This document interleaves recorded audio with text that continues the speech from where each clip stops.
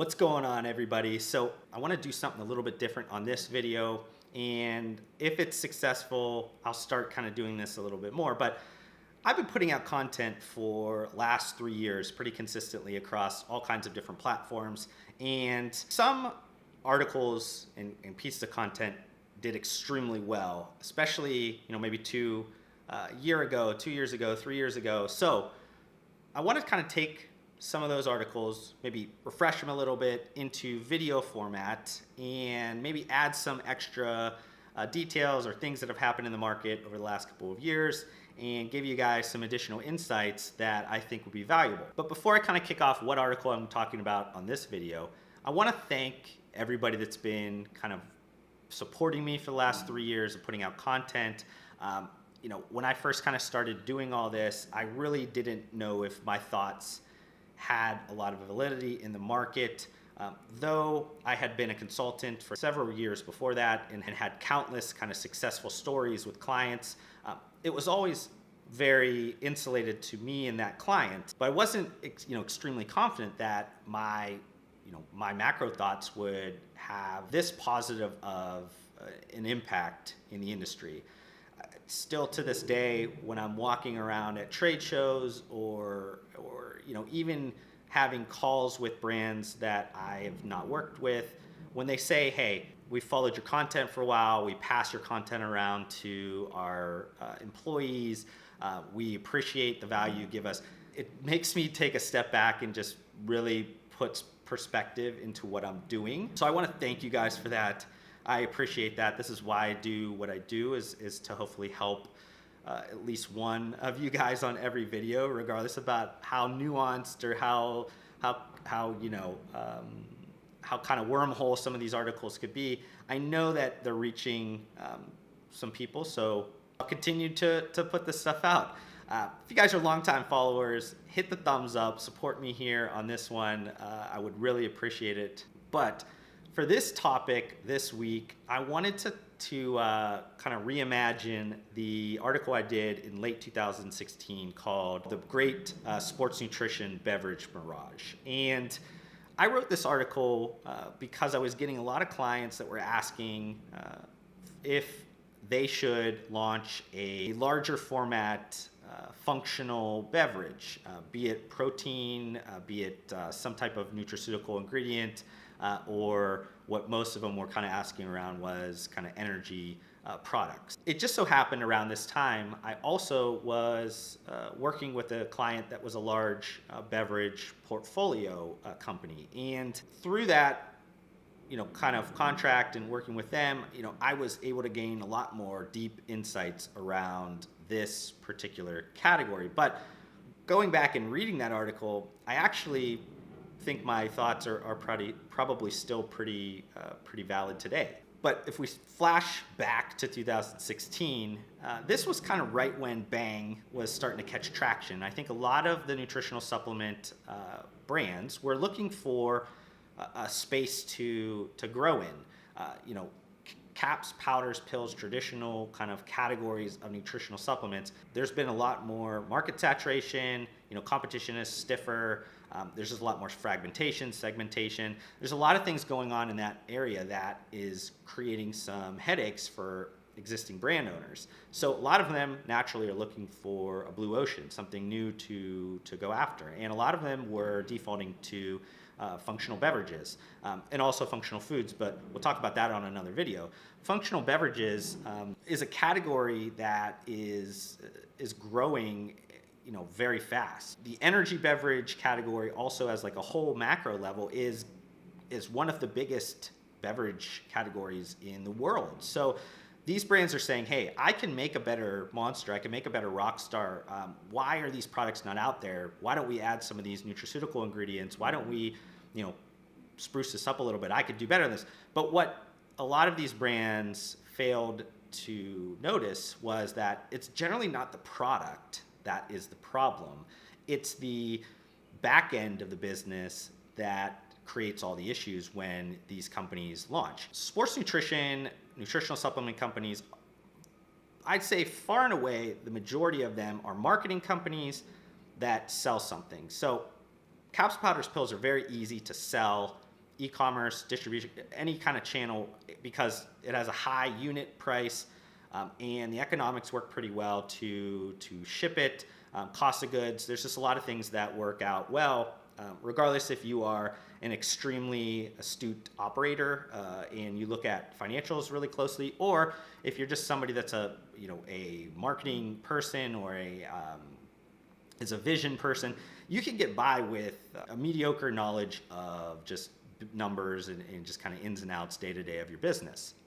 But when you get into beverage, margins shrink, and things get a little bit tighter, and the systems within what you need to play and how you need to operate your business and how you need to form your business from employees and everything changes extensively. Over like the last few decades, there's been countless sports nutritional supplement brands that have launched ready to drink, large format beverages, and the vast majority of them have failed miserably. Some of them have crumbled these brands.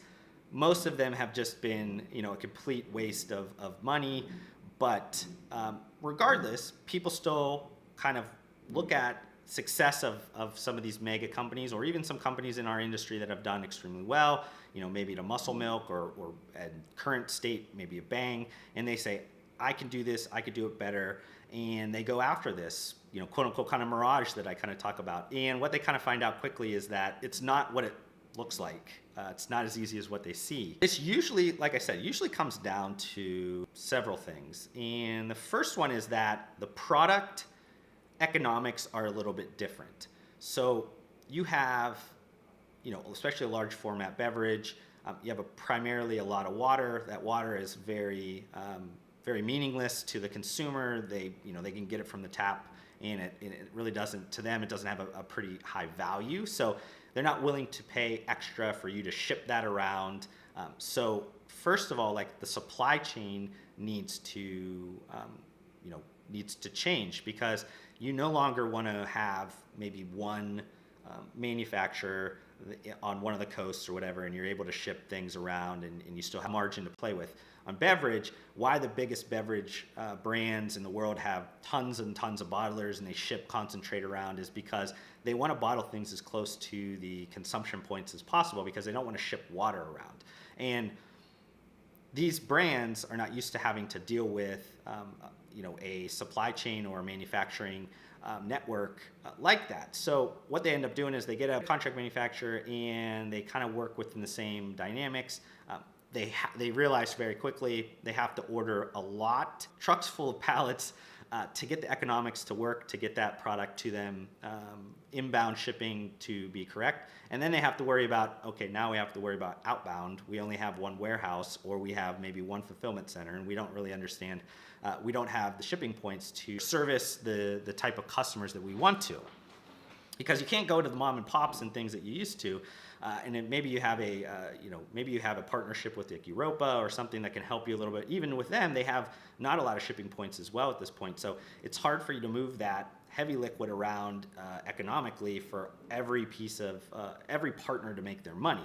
The cost to make the product is fairly low. I mean, with the 12-pack of energy drinks, you're looking at probably $5 all in with packaging and everything. So it's not like, when you charge somebody $24 a case online, or you charge somebody maybe, 12 bucks or so national wholesale, it looks like there's a lot of margin, but you have to realize a lot of that is kind of dumped into logistics, because you're moving around water. So to recap, like kind of the first issue that kind of comes up is a lot of times around the supply chain and logistics element of beverages, and just having to deal with something that's much different than what you're used to in your general kind of flow. Similarly, moving into like the second point is around kind of the disjointed distribution model that's within beverage. Now you have your major distribution partners. You have your Coke, your Pepsi, you have your Dr. Pepper or Snapple, which I think is now Keurig Dr. Pepper, and then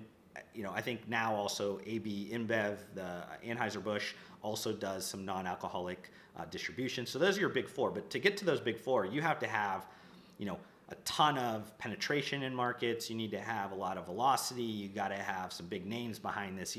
If you're a Joe Blow off the street nutritional supplement owner that's doing $5 million or $10 million in capsule powders pills, nobody's going to look at you to even pick you up. You're going to need to prove yourself in the market. So what's going to end up happening is you're going to need to piecemeal a distribution network together. So you're going to need to find all maybe the small beer distributors or the small beverage distributors in every city. Some cities, major cities, have 10 of them. They have a ton of them, and you need to figure out which pieces of the city that they deal with, and how do you get those accounts to pick up your product, and how do you deal with such a large sales network of distribution partners to offer them the right incentives. And there's just a lot of things that are going on with that, and that's not even like counting all the problems now that you're going to have from an accounting standpoint or a finance standpoint, and your company's probably not built even to handle those additional transactions. But regardless, it comes down to distribution. How do you get that product to consumers at the cheapest amount of price to make you money?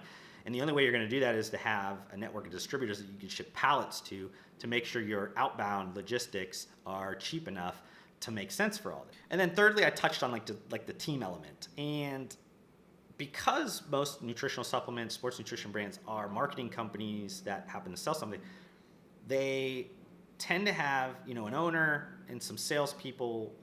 Maybe today, most now being digitally focused, they don't even have that many salespeople at all. So what ends up happening is you need to have a different type of salesperson or persons, a very large probably network of salespeople that are regional, to be able to hit all those distributors and be able to penetrate small accounts, small franchises of different consumption point places like convenience stores.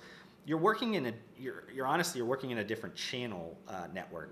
Your food, drug, mass convenience club is much different than dealing with a mom and pop specialty sports nutrition brand, or just even national sports nutrition type of retailers. It's just a different beast. You're dealing with different different types of metrics and variables that they look at for why they want to pick up a certain brand over another one. You're not competing in the same pool anymore. And if you don't have the knowledge base to be in a room and have that ability to attack certain opportunities, you're just going to get taken more times than not. And a lot of times what happens is you get these sales guys jumping in there that have used to be dealing with capsule powders pills. You put them in a room with some grocers or convenience store owners or things like that, and they just eat them alive. They don't understand all the different cost layers that kind of get baked into it when you start getting into slotting fees and all that kind of stuff. So those kind of three areas are still, to me, kind of like holding pretty true. Now, in the last couple of years, things have changed a little bit over digital. In the last 2 years, digital has started to move beverages over, and it's started to become a really big business. So the opportunities for some of these brands, these marketing brands, are getting a little bit better over time. I think we're still really early into this, so I think that you still need to have a lot of hardcore beverage knowledge. And not to kind of quote an article that I just read recently and posted on my LinkedIn, but I wasn't critical of Nutrabolt and Cellucor for their launching of the C4 large format carbonated beverage. I honestly was more concerned around their performance positioning over just a regular energy positioning. But what I'll say is that the comments that I was making on Price Plow was around kind of like any of these brands, they need to not think about themselves as, hey, we are a nutritional supplement company that sells a beverage. They need to be thinking about, we're a nutritional supplement company that has a beverage division.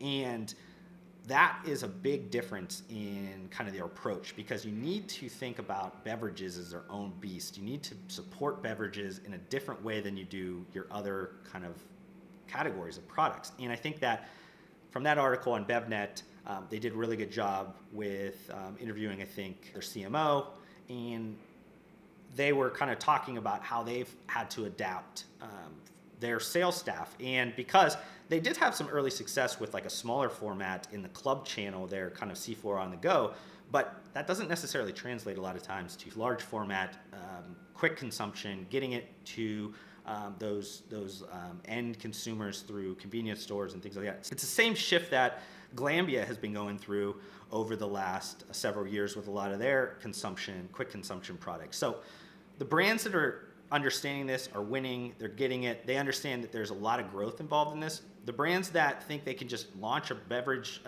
product and still can, still keep the same kind of flow of what their business, they're going to struggle over the next couple of years until things change, maybe digitally or logistically. But I'm going to end this topic there. I hope you guys got some value out of this video. If you guys did, I would appreciate if you guys liked this video, you guys subscribe to my YouTube channel, you guys share this with your friends or colleagues, help me out, grow this a little bit.